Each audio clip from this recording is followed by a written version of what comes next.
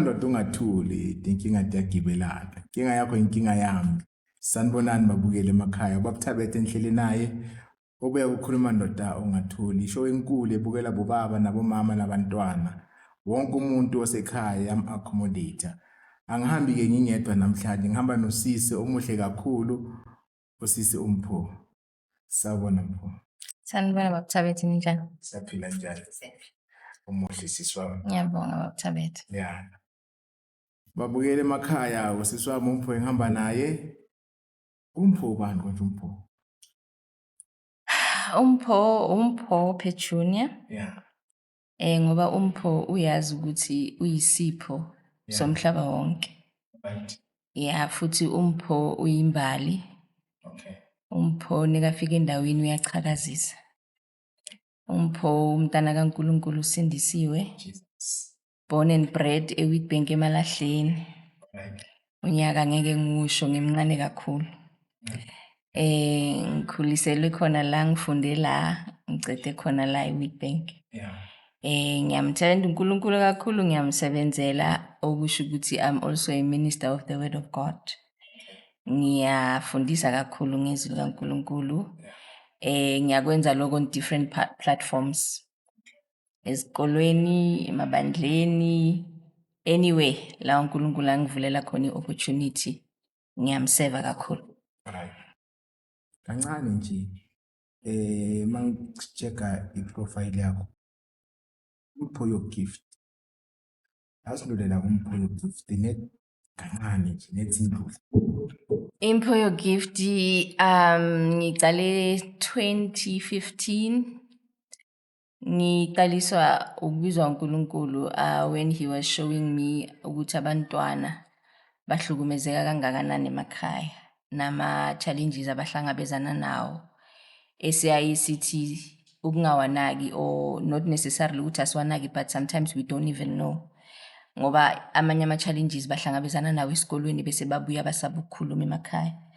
So ngiqale ngokuthi ngihambe ngiye before ngiye ezikolweni ngiqale ngokuthi ngiye emakhaya just ukuyo offera uncedo. It was very easy ukuthi ngiqale ngoba bengivele ngifike ngithi sanibonani nginceda ngani. Nakhona lokho kususwa ukuthi ngibabona abantwana every day. I had a very tiny shop la bengithengisa khona ukudla so bengibabona njalo nebandlula bayisikolweni. Then you know uNkulunkulu musu ukuvula amehlo ubona ezinye izinto abantu abangaziboni, so I would see the difficulty that they go through. So then from ekuyeni emakhaya, when I got emakhaya ngabona banama challenge amaningi. Yeah. Ma challenges that nesengibuyela endlini mina bese ayangitraumatize ayangilimaza yabona. Okay. So I was like no ngeke khona kuyenza yasemakhaya, it's too difficult. And then I went to schools. Yeah. At least ezikolweni bengifika ngithola iopportunity ukuthi bese ngikhulumisana nabo. So into yeah, so into kaNkulunkulu it's easier because bengikhona ukuthi ngingene emaklasini mhlambe ngihlale isikhathi eside in one school. Maybe I would spend 1 month in one school or 3 weeks in one school ngihamba wonke lama grades. Maybe have an hour in each class where I would talk to them, and then after school bakhona ukuthi bese bakhulumisana nami yabona ngamunye ngamunye. So that's how Impho Your Gift was started. Alright. No, siyabonga. Impho Your Gift isiphethe itopic esensitive kakhulu. Engicela sikhulume ngayo, sibonisane ngayo. Bathe ngihleli babukele emakhaya, ngenza research yami. Ngithola ngiba nemibuzo eminingi enganazi impendulo yayo. Itopic yanamhlanje kungani amadoda abulala abantu besifazane kangaka malanga na? Topic esensitive kakhulu. Akusi topic esingayiweli staff. Yeah, angihleki ngoba ngiyahleka. Ngihleka ngoba ngi-acknowledge ubunzima be-topic. Yes. Nobu-challenging bayo. Yeah. Like you're saying, akusi topic esingamane siyikhe ngaphezulu. Yes. Yabona, and it's very deep and I don't think ukuthi sizoyiqeda even namhlanje. Yeah. But iziningi izizathu. Njengoba ngisho ngithi ngike ngahamba esikolweni ngakhuluma nabantwana besikolo. Kunenye into engiyibonile eyenzekayo sifundisa abantwana bamantombazana, siyaba empowera abantwana bamantombazana, and we forget about abantwana babafana. Ogenza ukuthi bese abantwana babafana basalele emuva ngokuthi uma umntana intombazana seka empowered, lo womfana ukhulayo bakhula bonke kanye kanye. Lo womfana uzomhandla kanjani? Lo nesese a powerful. Ne? Because sazi ukuthi indoda is supposed to be powerful, is supposed to be a provider, is supposed to be, yaba. But now we see abantu besifazane manje, they provide for themselves, they take care of themselves. Uma umuntu wesilisa approach umuntu wesifazane ozikhonayo, ukuyibeka nje ngelanguage yaselokishini, umuntu wesifazane ozikhonayo, approacher on which level if kuguthi wena usesephansi. And then it becomes a challenge if labo bantu labo bazoba in a relationship, and then ama levels wabo awafani. Kuba yi-challenge somehow, somewhere kulo wesilisa, because there's things as expected umuntu wesilisa kumuntu wesifazane. SIC bazikhulume most of the time. Respect, honoring, nokuthoba and what and what. I had a friend who said to me, ngithoba njani if you're not bringing anything? Ngiyehla njani if kuguthi I come back very tired from ekusebenzeni, and then bese you expecting me to run everything le wena ucabanga ukuthi umuntu wesifazane emela yenze endlini. Belo pause kanjani? Uthoba njani if indoda ingalithi something? Mangi analyze noma ngicabanga, awuthobeli indoda, uthobela isandla sendoda. That's how the community and the society is fundisa ngako. Remember siphila emhlabeni whereby sifundiswa i-community ukuphila, sibiye sifundiswe uNkulunkulu ukuphila. Uma ngithi sifundiswa uNkulunkulu ngichaza ukuthi the church teaches how ekumele siphile ngayo if isibantu. Ne? Let's look at Proverbs 31. Siyathanda ukukhuluma ngoProverbs 31 woman. Yeah. She's the hardest working woman. Uma bakhuluma ngayo, she's hardworking, but uma silalela unconywa indoda yakhe ukuthi uyenza ukuthi. Now ukhulumela ukuthi abanye abantu when they look at the Proverbs 31 woman, they don't brag about the woman, but they brag ngalendlela le this woman ayenza this man so proud. Now uma ngithi mina si empowerisha these girls and we leave laba babafana, kunezinye izinto esibese siyahlala singabafundisi futhi. Siyasithanda le scripture esiku, I think it's Proverbs 14, esithi umuntu wesifazane uye owakha ikhaya. Siyasithanda kakhulu lezo scripture. But ngiyaye ngithi sometimes asibachazeli ukuthi ukwakha ikhaya on its own, what is it? I said one time ngathi mina ama 2K ngiyawathanda, ama 2000 ngiyawathanda. Baphile emhlabeni wabo babodwa. They do things different from us. They grow up ngendlela yabo. Sorry, but one thing I love ngabo ukuthi they don't compromise and they stand for the truth. Ne? And into bangayicala bayayimela. Ama 2000 lawo. Yeah. So in so saying, ngizama ukuthi mele si understand the generation that we are dealing with. Ukuthi as much as we empower you, there's other aspects that you need to know. IBible teaches us ukuthi indoda yindoda. Indoda is the head of the house. It's Jesus, it's Christ first, then indoda, then wemfazi. Kangithi? Now, iBible lithi wena mfazi, wena ndoda, thanda lo njengendlela uChrist athande ngayo ibandla. Angifuni isigene kileyo because leyo izosenza ukuthi sijule kakhulu. Because ngithe mangihleli ngi-analyze ngayibona inzima.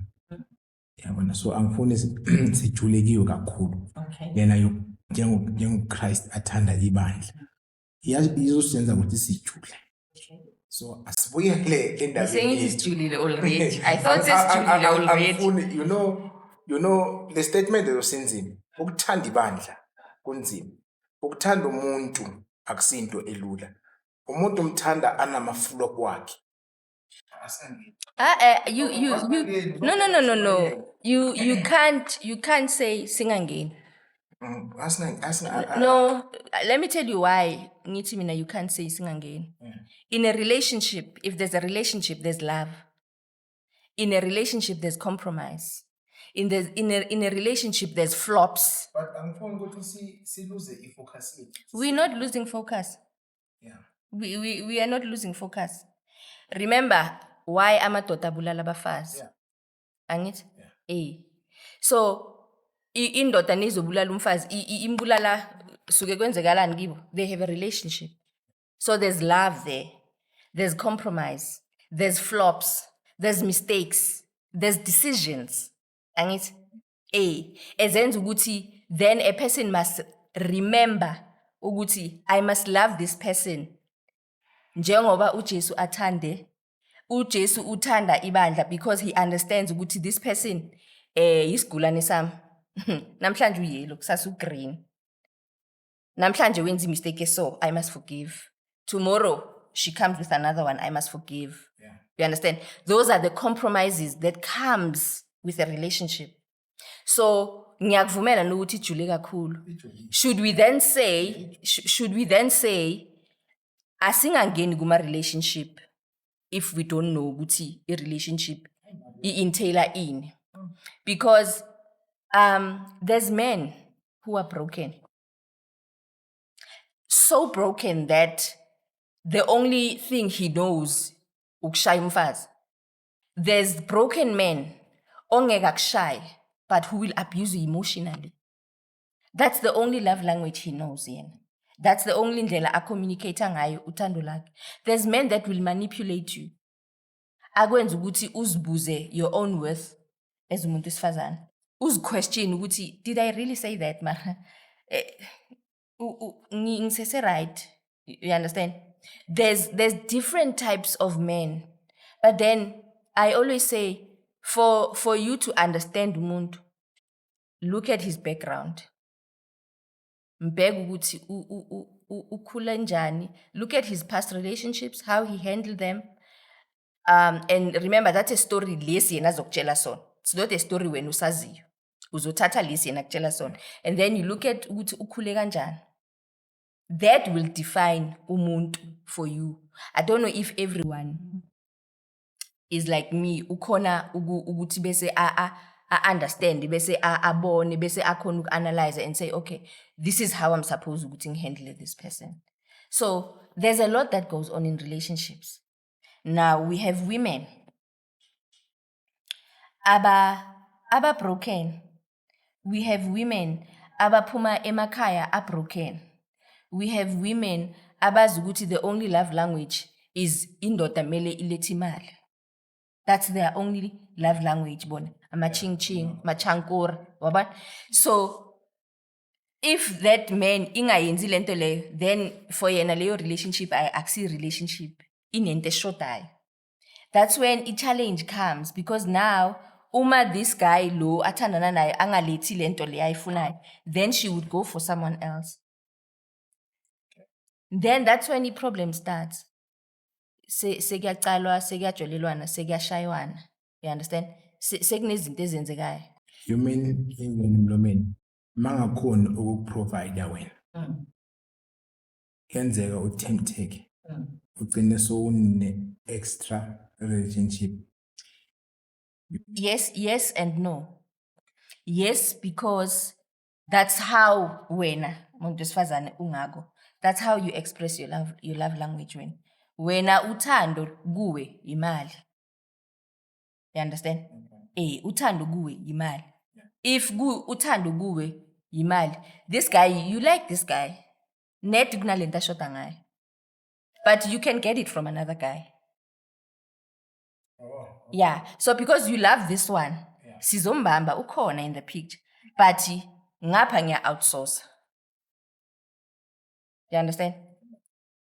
That is why you'd find umuntu wesifazane ageza bemuhla eklabhini anganamali. Yeah. Afika hlale nje abe busy nefone. Uzofika uThabethe. Sisters, how are you? What are you drinking? You understand? That's step number 1. And then after logo sengimphuzile uThabethe, sengifuna ukuhamba mina ngiye kugayi wami. uThabethe uthi angeke uhambe phela wena ungiphuzile. Wena uhamba nami. Yeah. Wena uhamba nami. That's language yaselokishini. Bese sengifuna ukulwa mina. Yeah, bese mina sengifuna ukulwa. Ngilwelani?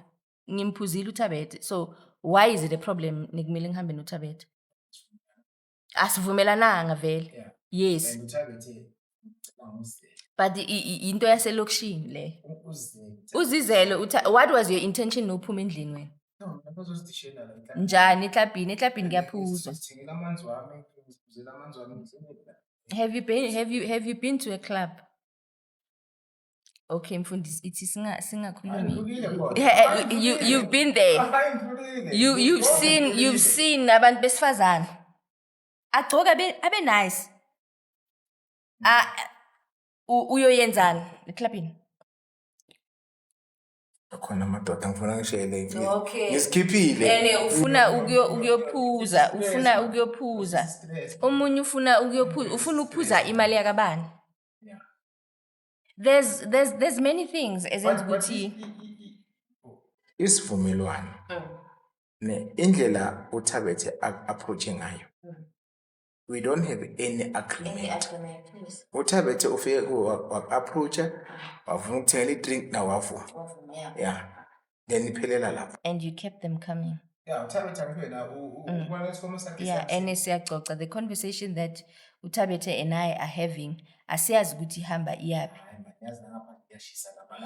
Sikhuluma ngeweather. But then that's the challenge, Thabethe. That's the challenge. Because I'm not saying, and I don't want ukuthi abantu bangive kabi. That's the challenge esiba nayo. Ukhuluma ngesivumelwano. But engqondweni yendoda already. And I'm an adult. Okay, let me not say I'm an adult. The moment you are 18, 19, uyazi ukuthi umuntu wesilisa ucabanga njani. You might not know 100%, but you know ukuthi ucabanga njani. And you know what are his intentions uma zokuthengela. Bakhona, we do have gentlemen, don't get me wrong. We do have gentlemen ozokuthengela qeda athi sisters ithi ngikushiye nali 6 mina sengigrand aziphumela sihambela kushiya. You understand? But bakhona laba. Yes, you understand? So we have a challenge where sekosele manje sizokufundisa wena una 18 19 sikufundisa ukuthi you know what my mother used to say to me. My mother used to say umfana umngani wakhe mina. Okay. Ebusuku akasimngani wakho. Yeah, and I never used to understand why she would say that until I grew up. Then I understood ukuthi umfana emini ningaxoxa nishayine ngezandla kube mnandi abe umngani. But ithi kube mnyama sicima ama light. Isandla lesa sifika kwezinye izindawo la mina nawe singakavumelananga ngazo, but siyafika isandla. So now ama 2K, every information is out there. Information ikhona. Why sizifaka enkingeni? Why amantombazana amaningi abulewe? And uma ngisho njalo wena Thabethe, I'm not saying these men are right ukuthi abulawe. But signs are there. signs are there. We sometimes we don't see them. Sometimes as abafazi we act in a way yokuthi ngiyakulimaza wena ngiloko ngiyakulimaza ukabona bathi stand here, stand still, baloko badropa amanzi la. Do you know what happens to your body? Ne, punishment le. So if ngiloko ngikwenza njalo ngiyakuhlokoloza and bathi ngiyakulola, the day your anger ivuka awuyazi into ozoyenza. Let's talk about married people. Abantu abashadile, last time I saw a video, ne? I saw a video of one guy. Bacala bamveza uyeza ngemoto uyeza niyaceda, he pulls up uyayiphaka, umfazi wakhe ummele la, so lo mfazi uphaka le ndoda iyaphaka, then uyaphuma lo bhuti nekafika vele ngathi bahishana ngamagama. The next thing he pulls out the gun, shoots the wife, shoots himself. We don't know what happened. Dala baphila boyithula abantu, asazi ukuthi kugula kuphi abanako boyithu lobu obenze ukuthi buze. You understand? We don't know. But kunenye into eniyenzayo nina madoda, you bottle up things. Thina uNkulunkulu usincedile ngoba we talk. Thina we talk a lot. That is why. Yeah. So ukuvalela kwenu izinto yiko lokho kwenza ukuthi bese one day you burst. Ngizothana na nawe. You've been in different relationships. Mara Lucas. Ngizothana na nawe. You've been in different relationships. Ngiyafika mina. Ubroken. Ngibroken. Slimele soyitu. Yeah, slimele soyitu. Yeah. Everything that I'm going to do will trigger something le eyayenzeka in your past relationship. Everything ozoyenza izovusa le nto le eyayenzeka in the past relationship. Yeah. You understand? Now, kune mistake esiyenzayo, asihlali phansi sikhulume and be actually honest. That's another part. Be honest with each other. Asikhulumi iqiniso, asivulelani izifuba, siyikha phezulu. And you come with your expectations in the relationship. Nami nginama expectations wami. And yet kunezinye izinto engibona ukuthi phathi la uyafalterisha. Kunezinto engizenzayo obona ukuthi mara lapha shona uyafalterisha. But we never talk about them. When we talk about them, we agree ukuthi okay, u1 no2 no3 akasenzeki because ungifilisa so no one, but we keep doing them. Now, there's things lezi mina ezangilimaza ngale that you do. And I keep telling you. But you keep doing them and apologizing. There's things that you do. Same, ne? Awuyazi enga yami ukuthi ihamba ifike ephi. Angiyazi enga yakho ukuthi ihamba ifike ephi. They kill each other. Akakubulaleli, you know me, but that's my analysis, ne? Akakubulaleli into le wena ozobuyenze ngaleso sikhathi. It's an ongoing thing that has been happening. And nawe ufike wajoina la babanye abaphumeki wafika nawe wangeza. Unfortunately for you, yafika la. Yeah, now I'm ngidiniwe. You understand? We need to learn. Asihlaleni phansi. Asikhulumeni. Khuluma ndoda ungathuli. Let's talk. And communication is not just ukukutshela ukuthi mina angithandi ukuthi ubhemene. Mina angithandi ukuthi ubuye ngo7. No, that's not communication. Actually kunombuzo masingena kuma relationship ekufanele sibuze ukuthi ubuyaphi. Yeah.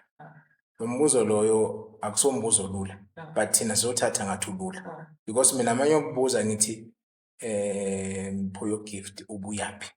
I mean ngibuza i-background yakho. Uthi mina ngize ngibe la namhlanje. Ngihetheke lana, ngahetha umunye lana, ngalimaza umunye ngagwazwa la. And then ke lapho la sicala khona ilo kanjani ipage elisha. Uyangazi ngiyakwazi. So thina masingena kuma relationship wethu sifaka ama mask. Yabona? Ngiyazifihla. Angibi open. Ngiyazifihla. Nawe uyazifihla. 6 months down the line, kulana manje sincapta manje sengiyaziveza ke ama true colors. And hayi ukuthi you decide ukuziveza. You can only hide for so long. Angeke uzifihle forever. Kancane kunento ozongivezela yona. Bese I'm like, oh, okay. And we're not, and we're not talking about ukuthi i-Colgate uyibhutyuza njani. No. We're talking about serious matters. Ukuthi kunegama or ningikhuluma nawe bese ngi yabona? Or yes. And kimi it's just yabona? Or mhlambe ngathi ngithi and mina nengithi kuwe ngiyakudlulisa ngivele ngithi ne angazi ukuthi lento leyo wena yakwenzani le. So kunengi but I always loved Ubaba Dununu Msibi. He says ask questions. If you are in a relationship, ask questions.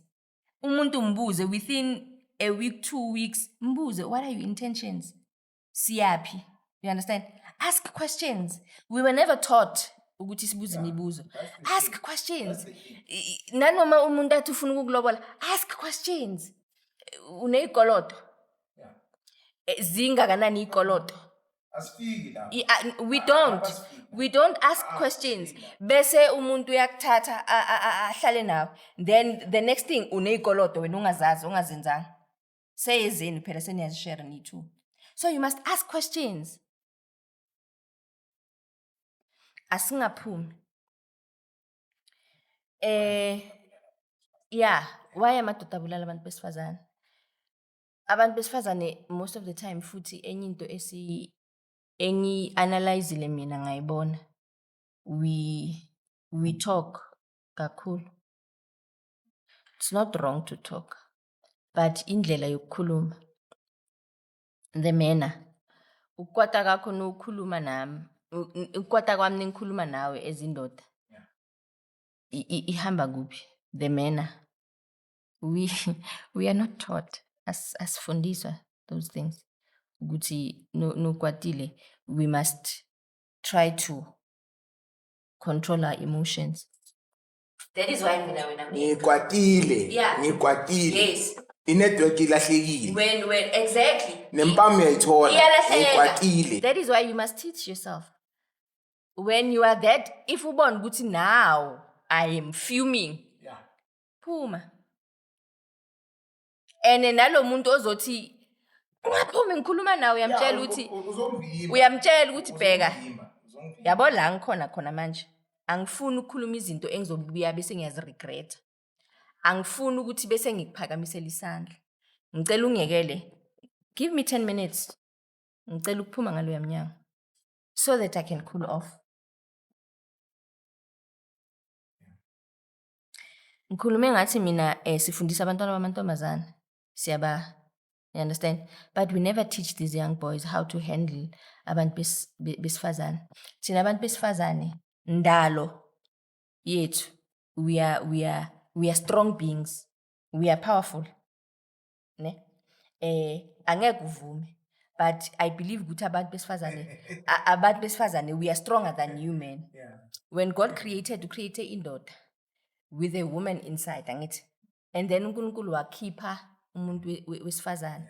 So into engizokufundisa yona when you will know it better. So because ngiphuma kuwe, I'm stronger than you. I'm more powerful than you. uNkulunkulu beyangeke athi ithi ngimtholele umsizi if you were capable of everything and anything. So you needed help. You understand?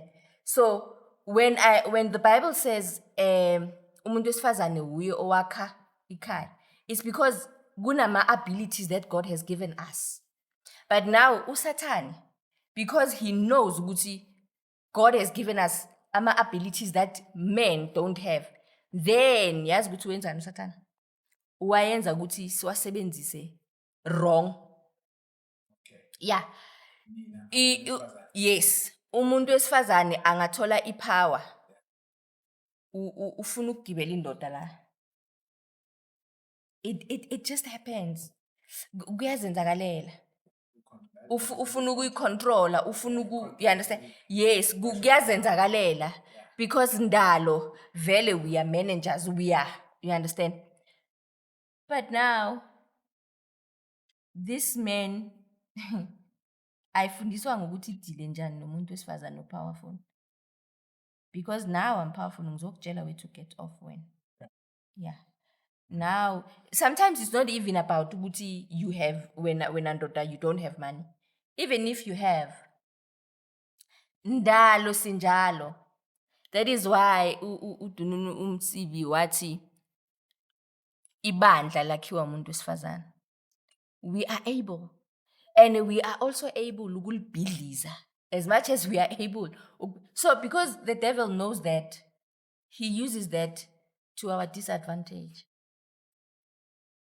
Kunezinto esizenzayo ekungamelanga sizenze ezenza ukuthi bese lento leya yakho leya that male ego bese ngiyayicrasha ngiyisikelele so then the day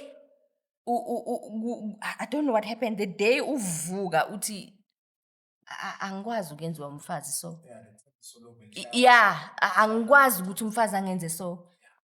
By that time, mina ngikubona ukuthi all along boloku khamalahle uloku ufyuma umlilo uloku ukhuphuka. Yeah. Lelo langa ne if ngabe bekunomuntu onizwile nenilwa ukuthi ungidubuleleni, thola ukuthi ungidubulelele ukuthi ungazongitshela. Thola ukuthi that's the only thing I said to you. Ngithi kuwe no uthi kimi, "Pheshona mara why ungena ngalesikhathi?" Ngithi ungazongibuza lo. I've been saying it. Mara ayikaze yakwatisa ngalendle kwatise ngayo today. Yokuthi uzukhipha isibhamu. Why? You've been banking. You've been allowing me. Ukuthi ngikucontrol, ukuthi ngikuthuke, ngikwenze, you understand? You've been just watching and watching until you explode. Okay, asidlulelana ku-issue ye jealous. Oh, Because that's a topic on its own. mangenza research mina esikhathini esiningi amadoda abulala abantu besifazane because of Jealousy. ijealousy thina esinayo. Kwesinye isikhathi ijealousy thina esingakwazi ukuyicontrol. Yeah, indoda sine ijealousy isikhwele, but asikwazi ukusicontrola isikhwele sethu. So egcineni ingaka amadoda agcina abulala abantu besifazane. Yeah. Ubuza umbuzo bese uyawuphendula. Yeah. In the Bible they say uSathane uNkulunkulu wamxosha because of pride. Yeah. But asibhekele pride. God is God. And uSathane bokuSathane. uSathane had everything. uSathane was, you understand, bathi bekamuhle like nebam describe. Then he had pride. Asiyekele pride. Yini sizathu sokuthi uSathane aze azibone ukuthi yena angaba ku same level noNkulunkulu? It's jealousy. That's my analysis. Angiphikisi iBhayibheli ngivumelana nalo ukuthi it was pride. And then ijealousy iyo eyenza ukuthi uSathane abese athi, why is the glory all going to God? Why baloko badumisa yena? Nami ngifuna bangidumise. Yeah, so he wanted to share everything with God. Man, kunalento evane nisho nithi uma nginesikhwele kusho ukuthi ngiyakuthanda. Uma nginesikhwele ngawe. Kunesikhwele ngifuna ukuthi ungidifferentiatele. Uthe jealousy isikhwele. Are you talking about isikhwele as in ukuthi nginesikhwele ngawe? Or are you talking jealous ukuthi I'm just so jealous of you? The jealousy that God is talking about when ati I'm a jealous God. You shall serve no other God. So is that the jealous ukhuluma ngayo ukuthi uthi wena ungowami angifuni umunye abe nawe awufuni ukungishare nomunye umuntu. Okay. Isikhwele esinjalo siyingozi Lucas.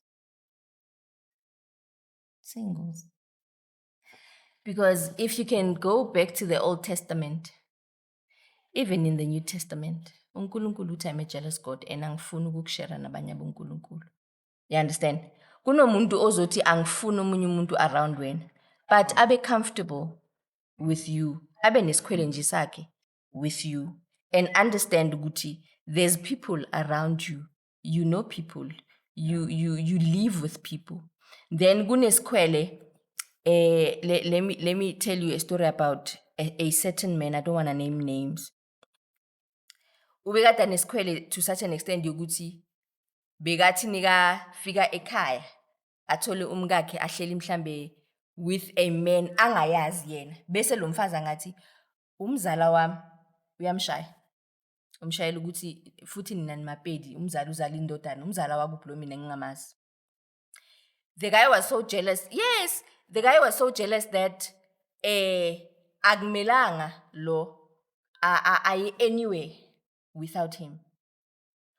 Uma kuukuthi usemsebenzini, this one can't go anywhere. Uma kuukuthi lo baba it was a very bad situation to such an extent ukuthi wathi wena ungasebenzi mina ndoda ngizosebenza. That's how jealous he was. Yeah, but leyo imagine ngibuye emsebenzini ngithola indoda engayazi la ekhaya. Ngizongitshela ukuthi i-cousin yakho engayazi mina. Mina 3 years ngihlala nawe. No, not ukuthi kunama you don't know my entire family. Ene uma athi umzala vele bekuwumzala cabanga. Unfortunately vele bekuwumzala. Ene uma ngithi umzala ngithi thina, that's exactly what I'm saying. Ekutheni you need to know the extent ye jealousy yomuntu wakho, and you must know ukuthi mina this I can't take. This I think I can handle. So it's easier ukuphuma early than ukuhlala iloko ingezeka. Yeah, niza nabomzali singabazi musu ekhaya. But we family. Hayi ngasi nabomzali singabazi. We are family. Ungangizini nabomzali singabazi. There's families ekhayini engingabazi engizobabona ngelinye ilanga. But angeke uthole umzala wami ngihlele naye la idera umsebenzi. No. You don't know that. Ngprepare ukuthi okay kunomzala wami Ngizoprepare njani mina ngingazi. Angeke azofika la emzini wami. You know, it sounds manje ningikhuluma so it doesn't make sense, but this is something that happened. Yeah. Ene vele bekuwumzala oze ahluphekile oze othe mntana seka ngizwile bathi uhlala in this area. You understand? Nekafika sazochaza, then you come in. Then you don't believe me. Then angisana chance yokuchaza. Ngichaze so. Asithi umzala oza kokucala. Ngingayi-understand umzala ngithola kokuqala engamazi. But mawuthola umzala sekeza kayi4 la endlini mina ngingekho. Akusiso umzala loyo.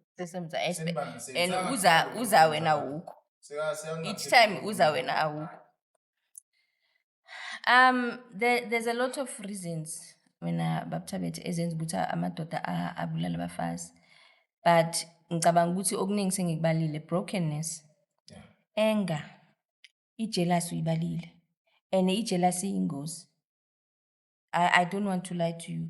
Ingozi, that is why ngithi mina you must be, and you must be careful ukuthi uyayazi ukuthi hamba on which level ku pH scale sakho. Is it acidic or is it alkaline? Kunenye into esiyenzayo thina abantu besifazana engiyibone, but I think it happens on both sides. Ukuthi here you are, let me create a picture for you. Now this man, hardworking man, he doesn't earn much, but he's hardworking. And ngiyabona nami mfazi wakhona ukuthi ay ubaba uyancenga uyasebenza. Siyakhona ukubhadala igezi nerent like high. siyakhona ukudla abantwana at least bakhona ngesikolweni. But because sometimes abanye abafazi we are greedy. Abanye abafazi ngibheke enye intombazi omunye umngani wami ukuthi eyakhe indoda imenzelani. Sengifuna nami ikari la ekhaya, or nami sengifuna amasofa la ekhaya, or nami sengifuna ukufaka lama what abawafakayo wemali yes wemali eningi. And yet I know ukuthi la ekhaya isikhwama sala ekhaya sihamba sifikephi. That's another challenge eyenza ukuthi bese amadoda ayahlangana. Because now omunye he would want, just because he wants to make you happy, uzozama athi let me just ngizame ukugereza. And then ahamba gereza. By the time agereza, there's men abangishelayo abanemali. There's men abanama offer. And there's this thing with you guys, niyanyazana nina madoda. Especially if you know ukuthi lo wami uyastrugglisha kancane. Cabanga uyeza. You come with offers. Asizifundiseni as women ukuzibamba. Angithi umcomile. Wambona ubhuti ukuthi he can only provide up to this far. Zibambe cabanga. Bamba nenhliziyo. Uvala amehlo ungaboni amasofa kamngani. Ungalaleli ukuthi umngane uthini. Because abanye abangani they can make you destroy relationship yakho. So it's jealousy. Funa sibile mobile. Asibili. Ukhamthe izinto ezingakhi. Kunale. It's jealousy. Yeah. Sengizikhohlwe ucabanga. Ingena ku relationship ni Brokenness. brokenness. Yeah. Which is also a major one. It's brokenness, it's jealousy. Thina si-attack sengikhulile. Kwesinye isikhathi ayisuki manje kuma relationship lawa engibuya kiyo. Kwesinye isikhathi umntwana womfana okhulise umama yedwa. Yeah. Ne-single parents. Ne.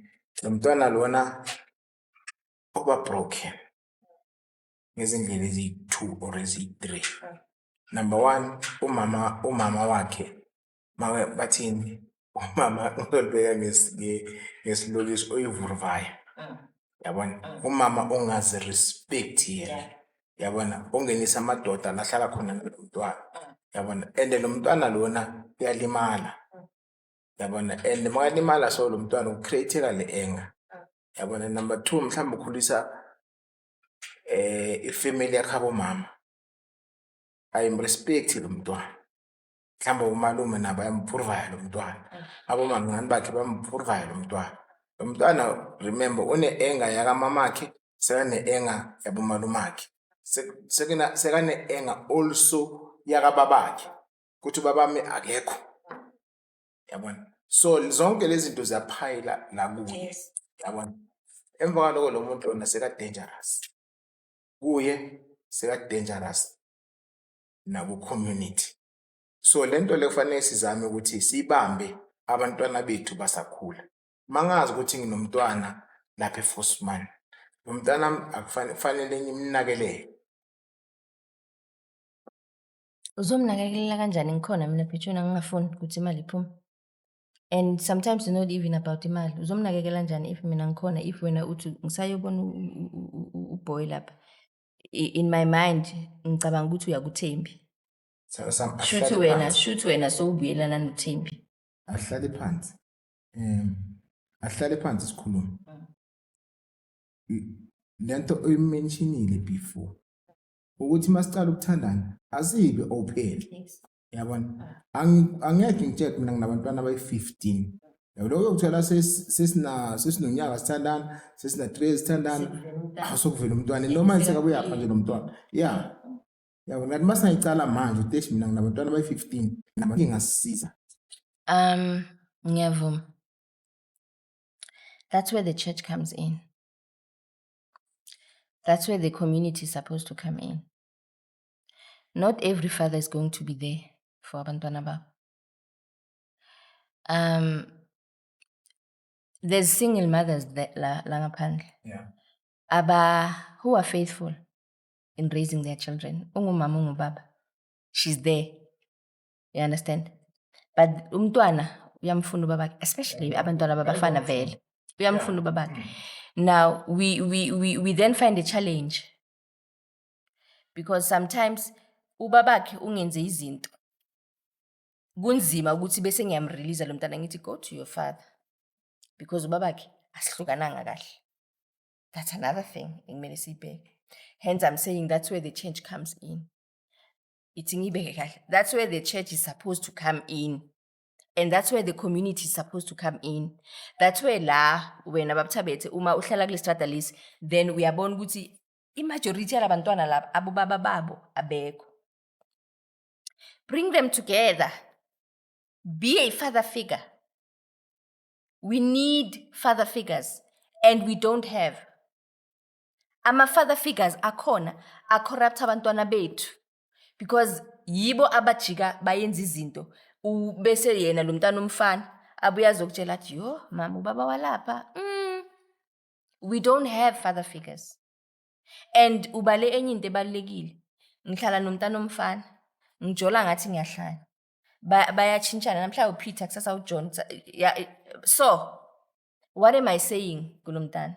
Even nomntana intombazana ngithini kulomntana intombazana futhi abantwana bamantombazana bawesi ngoba uma sekaqala aqala ukungathi bayamshela uzothi uyamkhuza athi mina nawe siyafana mos. Senze into efanayo. So awusana right ukuthi umkhuze because now umkhombile ukuthi this is the life esiyiphilayo. So this is where the church must come in. This is where abantu bestrata must come in.